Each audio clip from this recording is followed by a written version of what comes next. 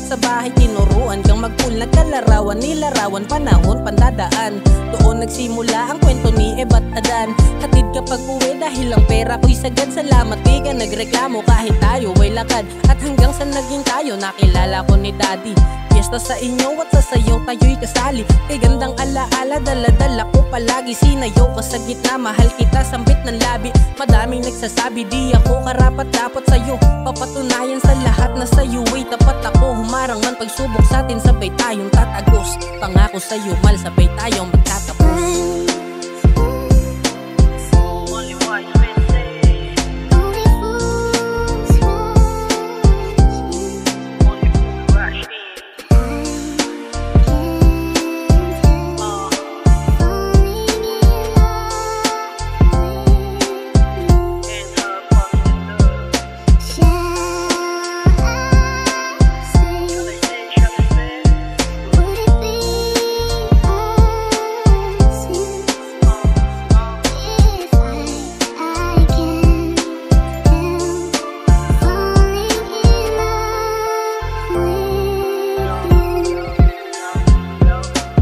Tuloy-tuloy away bate na relasyon. Patuloy nagkikita kahit pa na bakasyon. Hindi mapigil kahit 2019 ay napaka-epic. Sinubok ang pag-ibig ng distansya nung pandemic. Ngunit di ko inasahan na ako'y luluha.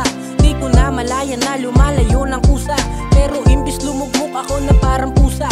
Di pumayag, pinaglaban kang muling makuha.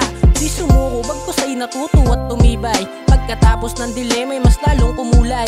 Nagkaroon pa ng maliya sa akin na nagpatunay. Mahiwaga ang pag-ibig, lumaban ka at mabuhay. Asa na yun nagsasabing di ako karapat-dapat sa'yo? Pinatunayan sa lahat na sa'yo ay tapat ako. Madami bang pagsubok pero sabay tayong tatagos. Simula pala lahat, di ba dito nagtatapos?